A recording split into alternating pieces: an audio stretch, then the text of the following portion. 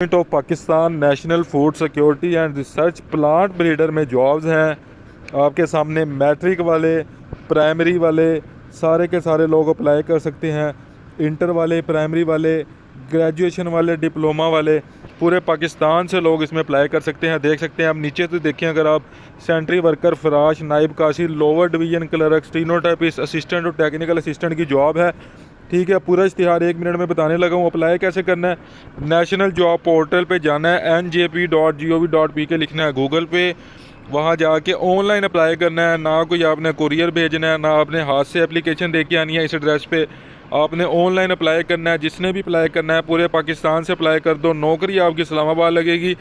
बाकी सारा कुछ आगे उन्होंने बता दिया है। जैसे कि नाइब कासिद जो है वो लोकल बेस चाहिए। इसके अलावा लोअर डिवीजन क्लर्क पंजाब में से आप अप्लाई कर सकते हैं। ठीक है, स्टीनोटाइपिस्ट पंजाब में से भी, बलूचिस्तान में से भी, असिस्टेंट जो है वो बलूचिस्तान से, टेक्निकल असिस्टेंट KPK से। आगे सारी डिटेल है, सारी एजुकेशन लिखी हुई है, पूरा इश्तिहार आपके सामने है।